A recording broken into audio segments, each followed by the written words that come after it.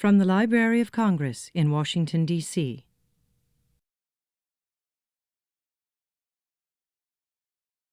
I am Tracy Grant. I am the editor of Kids Post at the Washington Post.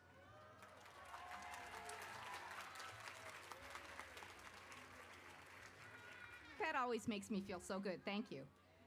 I do want to welcome you all here on behalf of the Washington Post, which is a charter sponsor of the National Book Festival. But I discovered Mary Pope Osborne when my now 16-year-old twin sons were about 6 years old. And we were looking for chapter books that we could read and share as read-alouds. The adventures of Jack and Annie were thrilling, engaging, and educational. What more could an anxious, overachieving mother want in books for her children? But what I soon discovered about the Magic Treehouse books was that they planted their own seeds that took root and grew. I don't think I would have ever approached the subject of the Civil War with 6-year-olds. But there was Civil War on Sunday, making a difficult subject accessible. There is perhaps no author who has introduced realms as diverse as the late Cretaceous, Elizabethan England, and the American Revolution to more children than Mary Pope Osborne. For that, countless parents, myself included, and even more children are eternally grateful. And so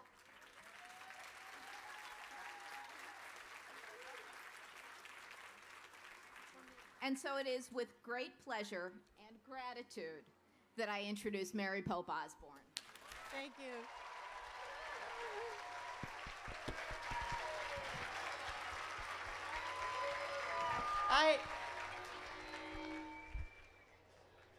I don't want to be overly modest, but I thought this was from the last session. When I was standing out here, I was waiting for it to clear out so we could start getting a little crowd for this session. When I did my first book signing ever in the late 80s, one person showed up with a child in Bryn Mawr, Pennsylvania. And that person, I started reading from a little picture book I had, and the woman started yelling at me to shut up because it was scaring her child. And I realized that the one person who had come was insane. And all the store employees were so embarrassed they ran and hid in the back of the store, and I was just left out there with the situation. But it's wonderful and it's gratifying beyond words. And third time I've been to the National Book Festival, and I keep saying it's the best organized, most joyful festival an author could ever attend. And you guys, the Library of Congress, the staff that has been helping us since yesterday and will continue through tomorrow, is extraordinary. And Washington is so lucky to have this event and these people trying to usher the city into the world of reading. I just love it and hope I can come back every time. Magic Treehouse started over 20 years ago. My publisher, Random House, asked me to think of writing a series. I'd written a lot of books before, but mythology, folklore, fairy tales, biographies, mysteries, picture books, novels.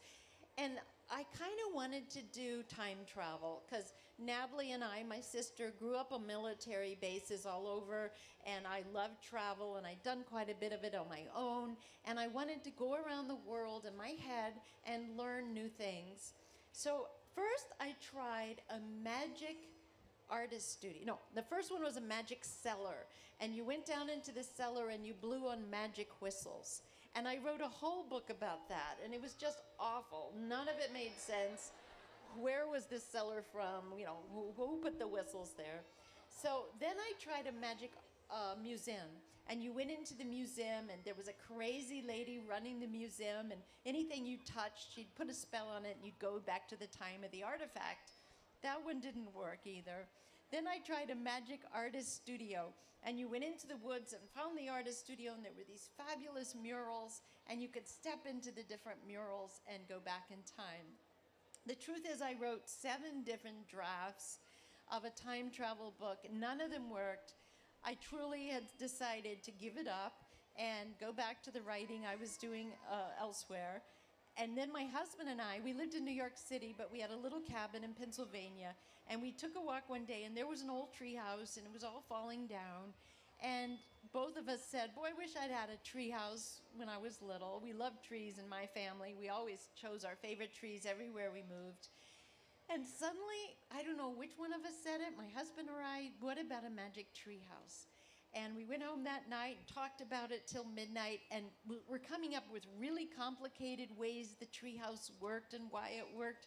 And in the end, we just stuffed it with books. And books would be the magic vehicle. Open one, and you'd go back to that place if you were in the magic treehouse. I did not know until the fourth magic treehouse where those books came from. So if you think we know everything when we start, it's often a process of discovery. Even to this day, I do the books in sets of quartets. There's an overriding theme, and sometimes I am so anxious to get back to an earlier one to change something based on what I've learned today. And hopefully it hasn't gone to press yet. So all of this has been an evolving process now for 20 years. And a big, big component, the one that I truly credit with the success of this series, is the fact that teachers picked up on these books many years ago and shared them with their students. I'm a teacher nut. And for any teachers out there, I hope you'll look up my new website, mthclassroomadventures.com, which is a program just for teachers, free of charge, with a lesson plan for every book, cross-curriculum study, and it's something we've devoted 2 years to. And if you're a Title I teacher, you can apply to get a grant of free books sent to your classroom. So that's one of our most exciting projects right now. So this has been an ongoing, fruitful adventure that never ceases to give more than whatever it is that we're giving because of all the people involved in it now. I'm working on my 50th Magic Treehouse. I had only contracted to do 4 when I started, and then I did 4 more, and then I thought it would just kill me to do 4 more because I wouldn't have any more ideas after that. And then what I learned is the world is an infinite place of subjects and interests, and it just keeps growing and growing with new ideas. So the book that just came out is a perfect time for Pandas. And Natalie's book, Natalie writes the nonfiction. She's done 20 of them. My husband did the first 8. So we have about 26 in print of these and 2 more coming out to go with the fiction. And we did these books for the teachers. So you could take a subject, help kids cross the bridge to reading, make it fun, and then say, and if you want to know more, take this book. And hopefully this will be the beginning of many books that other people write, and the world will just become more and more magical to the readers and in the classroom, hopefully. So yesterday, I have to tell you, because it's so perfect, the timing, as you all have to know, there was a baby panda born at the zoo. Yay! And I had just set this book in a panda preserve in China in 2008. And I don't know if everyone knows this, but it's easy to find out about it. In 2008, there was the great Sichuan earthquake in southwest China in which thousands of people were killed.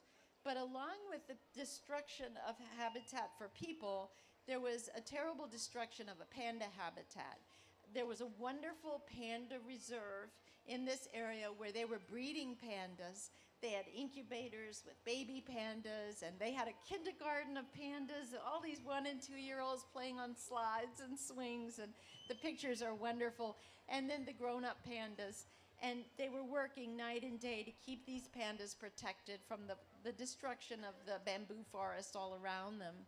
Well, during this earthquake, their reserve was destroyed, but miraculously only one panda died when her little concrete house folded in on her, but the others were found.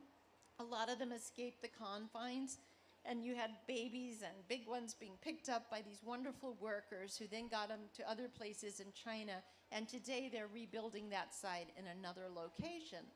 So my love for pandas made me want to write about this reserve and get Jack and Annie to go there and to be involved with the day-to-day work of taking care of pandas. Because if you don't go there as a tourist, or you didn't, you went there as a volunteer, and you put on the volunteer clothes, and you just worked around the panda place, cleaning up and feeding, and you never could touch one, though, and as you cannot at the zoo either. They want to keep them in as natural a world as they possibly can, with humans a little at a distance, but at the same time caring for them. So Jack and Annie have gone to the reserve and had a wonderful time and fallen in love with the pandas, and they are starting back on these mountain bikes down a hillside to get back to the town of Wulong, which was part of that community. And on the way, the earthquake starts and the ground shakes. And whereas they were once in the San Francisco earthquake, the buildings were falling, now the mountains are falling. And giant boulders are coming down, and Jack and Annie jump off their bikes, and they're hiding in a little crevice of a mountain. And they barely survive, and when they come out with all the dust and craziness in the air and the fallen foliage, boulders have crushed their mountain bikes, and there's destruction. They don't know if they should go to town and escape in the treehouse, or should they go back and help the pandas. Well, you know Jack and Annie. They have to go help the pandas. So how are they going to get over the boulders that have fallen onto the mountain road? They just happen to have a potion from Merlin that'll make you 5 times your normal size. So they take a sip of the potion, and suddenly there's an aftershock, and Jack drops the bottle, and the shock stops, but Jack doesn't stop shaking, and he grows, and he grows, and he grows. Jack felt as if someone were gripping his head and pulling him up and up. He looked down and watched his arms and hands and legs stretch out. Jack rocked back and forth and stood still. He had stopped stretching and growing. His shoes, clothes, and backpack had all grown bigger to fit his new body. Jack! Annie sounded far away. Peering through the dust, Jack looked for Annie. Jack, down here! Jack looked down. Annie was standing next to him. She only came up to his knees. I dropped the bottle and it broke, she said. I didn't get to drink the potion. Oh, no, Jack boomed. Even his voice was bigger. I'm so sorry. You're huge, said Annie. How does it feel? Is it fun? That's such an Annie question in the middle of a disaster. But I love the art by Sal Murdoch of Jack being 25 feet tall. This is one of my favorite illustrations. Sal has done every single book of mine and Natalie's, and he's still working hard. He's an incredible illustrator. Well, anyway, we know that Jack's going to get back to the Panda Reserve and eventually help the baby pandas. And when he gets there, of course, there's still a baby in an incubator they've set up with a reserve electrical system, and the rest of them are on cell phones and flashlights and trying to check everything out. So it's Jack and Annie's job to take some of their little baby friends back to Wulong in a helicopter. And so the story goes along those lines. And in the end of this book, there's a resolution to a 4-story mystery involving our friends back in Camelot. At any rate, Natalie's book covers pandas and other endangered species. A wonderful picture on the front of a teeny-weeny baby. Well, when we heard about the newborn baby in Washington, it was especially exciting because the curator there who instructed everyone on the panda birth was our expert for the book. So Natalie and Brandy Smith had been in contact for the entire time Natalie was working on this book. So we went there yesterday, and you can't see the baby. I'm telling you this so you'll all go there, though. You go into the ticket area, and there's the baby and the mother on the cam, which you can get on your computers. And this is historic. You have to see this, because as you probably read in the papers, nobody knew the mother was pregnant. She'd had false pregnancies, and she had made little nests, and nothing had happened. Well, late one night, one of the panda keepers was looking at the mother in her little cage and looking at her behaviors, and this is the middle of the night, and suddenly she hears squeaking. Now, these babies are so tiny, she couldn't see anything, but she heard the squeaking. This panda had given birth once before, and when she first, I love this story, we heard it yesterday, 6 years ago, she had her one and only other baby.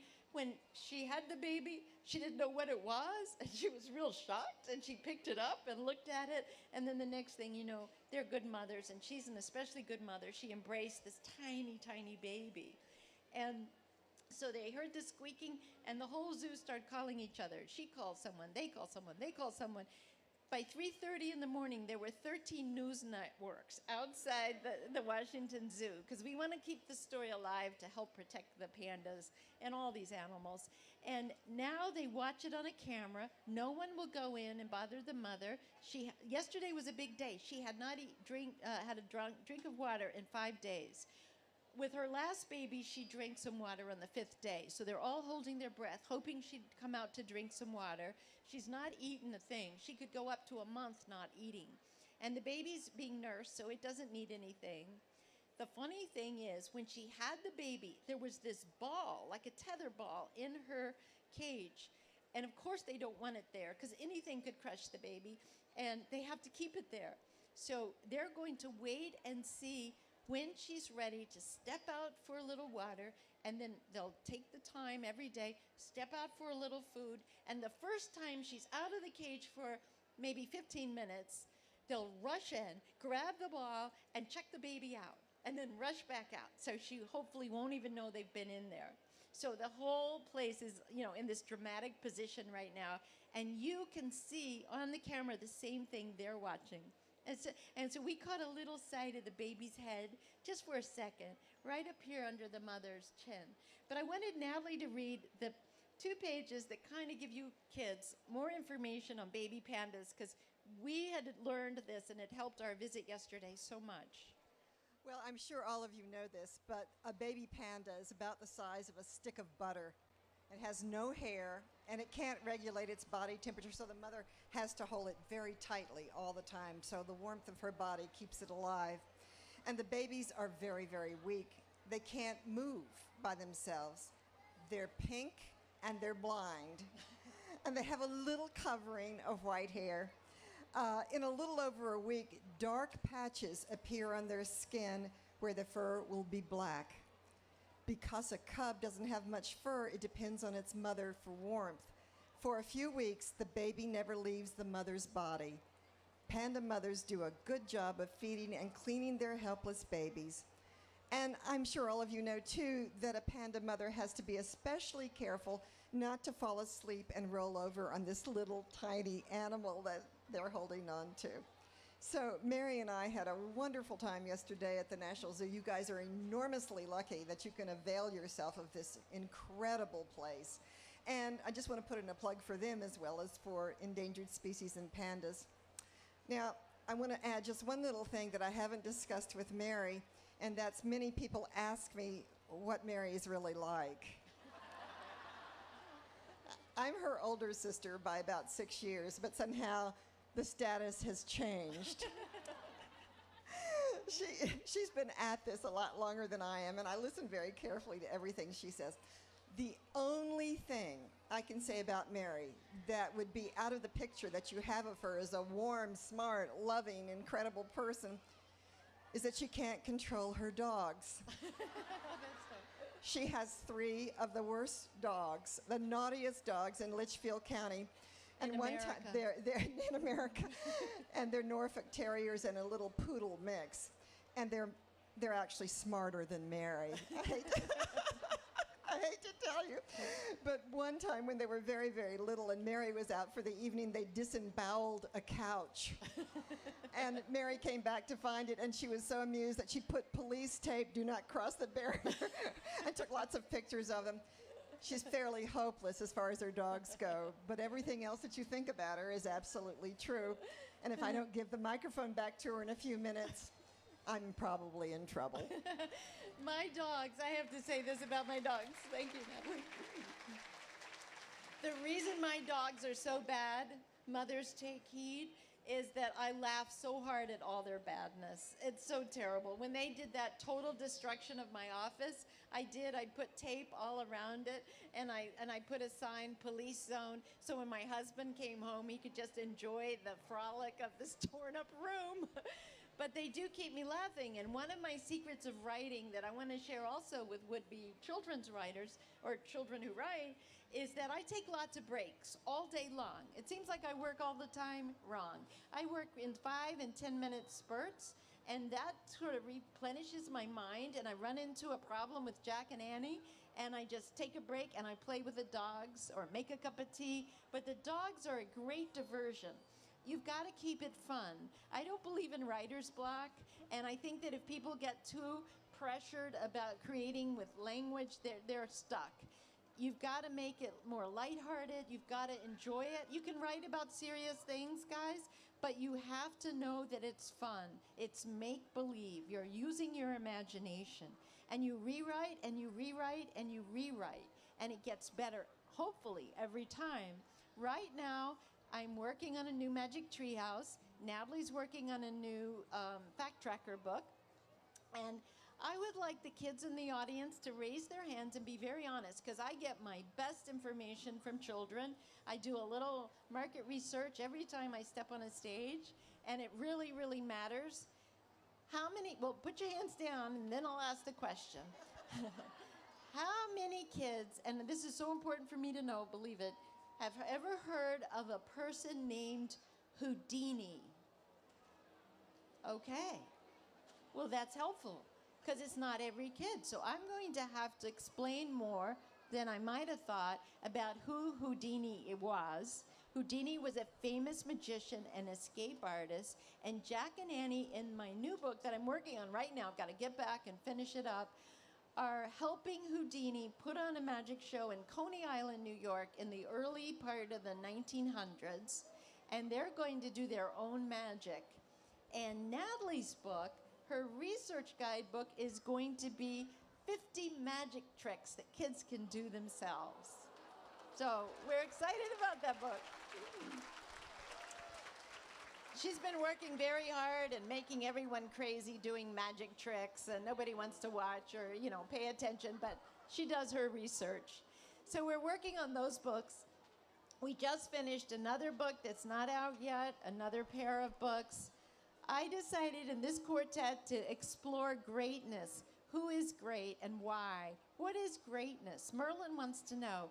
Learn a secret of greatness. And he sends Jack and Annie back to 4 people who have great in the title of their name. The first one is Alexander the Great.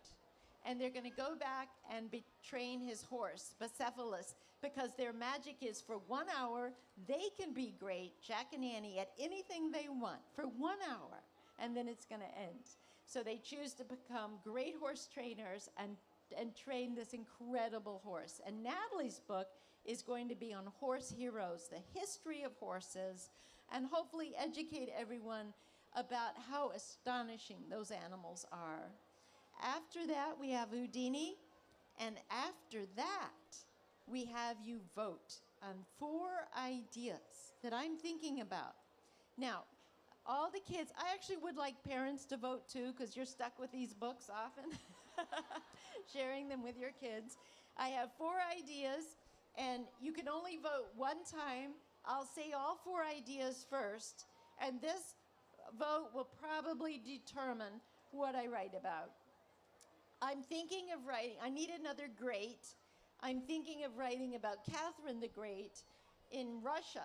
Now that's not a really, appealing topic necessarily, but I could trick everybody and call it Wonders of the Winter Palace, and do St. Petersburg in the snow with Jack and Annie in a sleigh and pull you into a magical time. Natalie's book, this is a hard one because we're not necessarily going to do Catherine the Great, will be a book on famous queens. Now, I imagine that's more of a girl book, but we still think it would be a really wonderful topic with Elizabeth and Catherine and Maria Theresa and maybe 4 or 5 famous women in history. The other subject is World Cup soccer. And Jack and Annie could maybe go to Brazil, South America, they've never been, and have an adventure in a World Cup soccer game and become great for 1 hour. The third one is, this is funny. At the zoo yesterday, I said to Brandy Smith, what animals do kids love? We've done penguins, we've done pandas, tigers, lions. These are all popular. Polar bears. Can you think of something we haven't done? To my surprise, and guys, I'll need you to really feed back on this in a minute, hippos. So immediately, this is the way I think. I go, hippos on holiday. I don't know what that means or where they'll be. And the last idea was that they go visit an ancient Mayan village, Mayan Indians in Mexico, and have an adventure with eagle warriors. And Jack might even become an eagle warrior. How many in the audience most want Magic Treehouse to go to Wonders of the Winter Palace? Be honest. Good. Okay. Very good. How many most want them to go to a World Cup soccer game? Ah, okay. Very interesting. I'm afraid I haven't done enough with sports. How many most want hippos on holiday? Wow. Wow. Okay. How many most want Mayans, Evening of the Eagle? You know, the bad news here for me is that Catherine the Great was not a big hit. But, yeah. I like it because her name says the Great. But there was a Mayan king whose name was the Great, too. Pollock the Great. I could do him. Now, I was thinking of Pele the Great, but he's still alive. And I don't know if I can do that. I have to talk to a lawyer. So I'm motivated. I will do that. And then maybe we'll do our hippos and some of these others after that. Now we're going to take a few minutes for questions. And let me just see. I think you step up to the mic and talk real loudly and clearly so everybody can hear. And we'll take about 3 or 4 questions on this side and 3 or 4 questions on that side. I'm afraid we won't have time to do all our questions. Yes, would you step up to the mic, sweetheart? Yes. In the orange shirt? You? Yeah. You.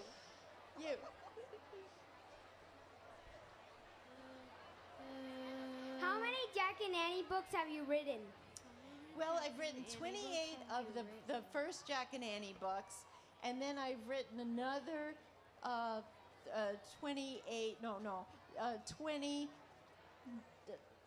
30 of the Merlin missions, of the Merlin mission books. So, no, that's not right. I can't do math. I've written 28 and 20. And then I have 2 more yet to come out. Thank you for your question. And we have 23 of the Fact Tracker books. Yes. What is your favorite book?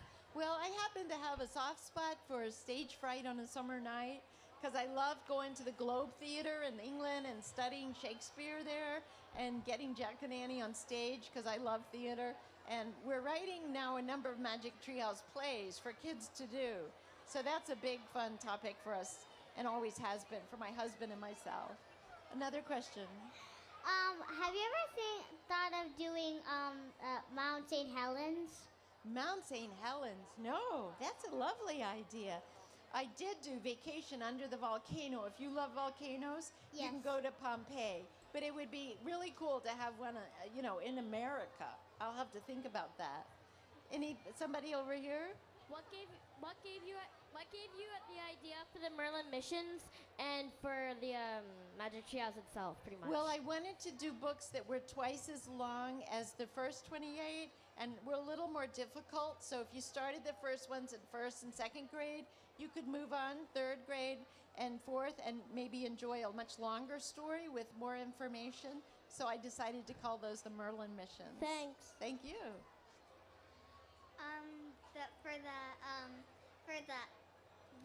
For the winter of the ice wizard. Yeah. That happened between. Did you get in a fight with your sister? Like kind of like that? No, I didn't really get in a fight with my sister. But that's a good question. That's very original. Winter the Ice Wizard, I took most of that story from Norse mythology. So if you love mythology, that's where I got some of the ideas for the Norns and the ice giant, the ice wizard, the frost giant. I love mythology. If you guys love to write, read mythology, read history, just make your mind more and more filled with information all the time.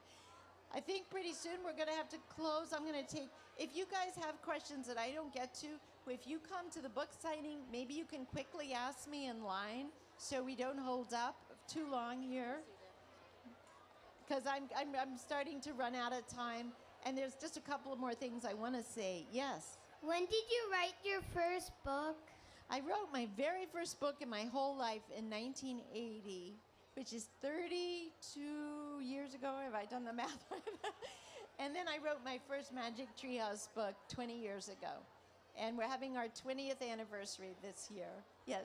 What inspired you to do time travel? My love for history, other cultures, mythology, fantasy. It puts everything I love, and my brothers and sister. When I was growing up in the military, we were each other's best friends. We did everything together, and we always used our imaginations, and I carry that over into Treehouse, and I want brothers and sisters and sisters and sisters and brothers to play together and have fun together and work out your differences. That's one of the biggest messages in Magic Treehouse. And I'll tell you, in the Houdini book, they get in a big fight. And Jack leaves Annie. And that's the first time that I think of. Probably there's another time. So I'm working on that relationship, and that has really been so much fun. So any more? Well, guys, you have to do one more at the mic here. My brother wants to know if you built a treehouse in your own backyard. Well, what we did is we built a new house, and we put a treehouse on top of the house. So you go up this long, winding staircase, and you get to a little place that has windows that look out over the land and the lake, and it's up in the trees. So we call that our Magic Treehouse. Thank you. Yeah, I try to escape my dogs up there, but they follow me. They work their way up the winding staircase every time. Another question over here? Did Houdini have a magic show? Yeah, he did. Look him up on the internet. It's fascinating what he could do. He could escape anything. He was a genius of escape. But I'm going to tell you the ending I wrote yesterday. Jack and Annie show him their escape in the Magic Treehouse. Because he says he's never found an escape he couldn't duplicate. And he longs to see something he cannot understand. So as a gift to him, they say, come with us, there's time to go, and they disappear in the treehouse. So I don't know what he was left thinking. He's still standing there in Coney Island trying to figure it out. Let me take one more question. Did you ever write a book about wolves? No, but I have wolves in the Ice Wizard book. They're very frightening, but there's a secret. They're not really wolves. But if you like wolves, check it out. Winter the Ice Wizard. Thank you. And also, one of our favorite books of all time was on dogs, and mine was Dogs in the Dead of Night about big St. Bernards, and Jack and Annie turn into dogs. Now, you can imagine how I love that. I actually pretended to be a dog for about 10 minutes with my dogs, and I got all the research I needed. But Natalie's book was on dog heroes, and she talks a lot there about the wolves and the history of dogs coming from the gray wolf. Finally, I just want to say, please, I hope that any educators will take advantage of the website, take advantage if you qualify for the book grants, and make the reading as fun as you can, with our help as much as you can, and hopefully we'll get kids all over this country reading, because if you don't read by the end of 3rd grade, you may never catch up in this culture, and more likely to drop out of high school, more likely to go to prison someday. So we could, I don't want to scare anybody. Yeah, forget I said that. Take heed. But the point is, we should all put our attention as a country on reading for children. Thank you so much. This has been a presentation of the Library of Congress. Visit us at loc.gov.